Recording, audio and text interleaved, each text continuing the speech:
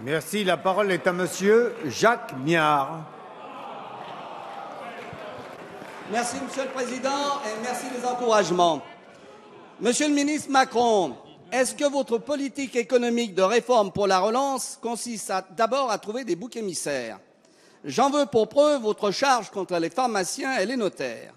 Les pharmaciens concourent directement à la sécurité médicale des Français. Ils font gagner, Madame Touraine le sait, 2 milliards d'euros à la sécurité sociale avec les génériques. Ils sont des commerces de proximité en centre-ville, pas comme les grandes surfaces en dehors. Les officines couvrent tout le territoire. Les notaires assurent la sécurité juridique des Français qu'ils conseillent, eux, gratuitement. Ils assurent un service public sur tout le territoire. Ils collectent, Monsieur le ministre du Budget, gratuitement 22 milliards d'euros pour l'État, une paille.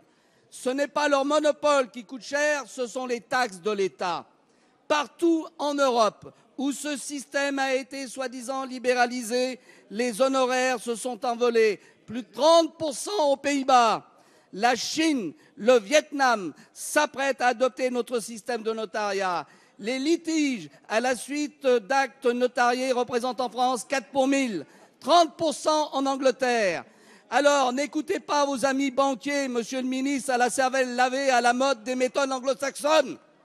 Vous voulez faire des réformes? Eh bien, je vais vous en dire quelques-unes que je vais vous susurrer à l'oreille. Réformer la durée du temps de travail, réformer la fiscalité spoliatrice qui fait fuir l'épargne des Français à l'étranger pour y créer des emplois. Et dites à vos amis et camarades gauchistes qui relient Marx, qui lui est un apologiste du grand capital. Alors, Monsieur le ministre, quand allez-vous cesser de casser ce qui marche?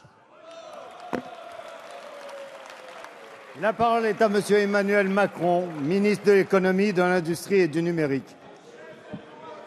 Monsieur le Président, Mesdames, Messieurs les députés, Monsieur le député Jacques Miard, vous avez parfaitement raison d'exprimer des inquiétudes.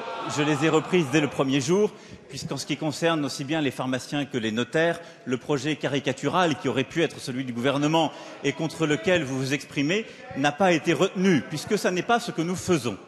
J'ai eu l'occasion d'échanger avec plusieurs députés la semaine dernière dans le cadre de la mission que dirige Madame Untermaier avec Monsieur Ferrand qui est en charge d'un rapport parlementaire sur le sujet. Et donc j'ai pu constater qu'il pouvait y avoir avec des parlementaires de droite et de gauche un dialogue constructif dans l'avenir du pays et pour réformer ces professions réglementées.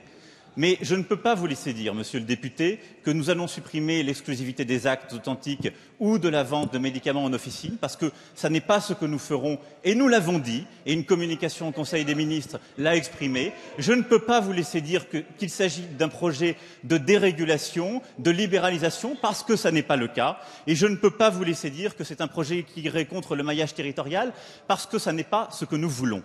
L'esprit dans lequel cette réforme est conduite, Monsieur le député, depuis le début, c'est un esprit d'efficacité et de concertation.